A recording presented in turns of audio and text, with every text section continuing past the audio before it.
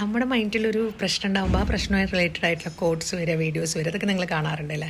Law of അട്രാക്ഷൻ്റെ ഒരു ഇത് മാതിരിയാണ്, നമ്മളിങ്ങനെ നോക്കുന്ന രീതിയിൽ ഇങ്ങനെ കൊണ്ടുവരും. ഇപ്പോൾ ഡിവോഴ്സ് ചെയ്യാൻ ആഗ്രഹിക്കുന്ന സ്ത്രീകൾ ഇപ്പോൾ ഭയങ്കരമായിട്ട് കൂടുതലാണ്, പുരുഷനേക്കാളും കൂടുതൽ സ്ത്രീകളാണ്. പക്ഷേ ഞാൻ കണ്ടിരിക്കുന്ന ഒരു കാര്യം എന്താ വെച്ച് കഴിഞ്ഞാൽ, ഇവർക്ക് ഇതിന് കഴിഞ്ഞ ശേഷമുള്ള പ്രശ്നങ്ങളെക്കുറിച്ചിട്ട് ആരും സംസാരിക്കില്ല.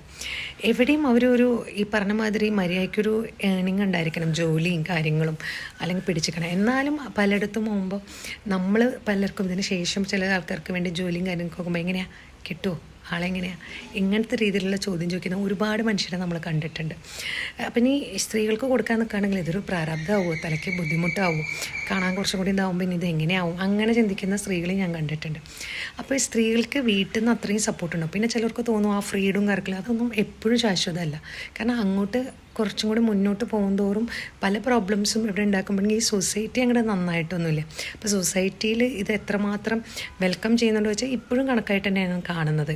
വെറുതെ ചുമ്മാ പറഞ്ഞിട്ടുള്ള ഒരു കാര്യമില്ല, റിയാലിറ്റിയാണ് ഞാൻ പറയുന്നത്.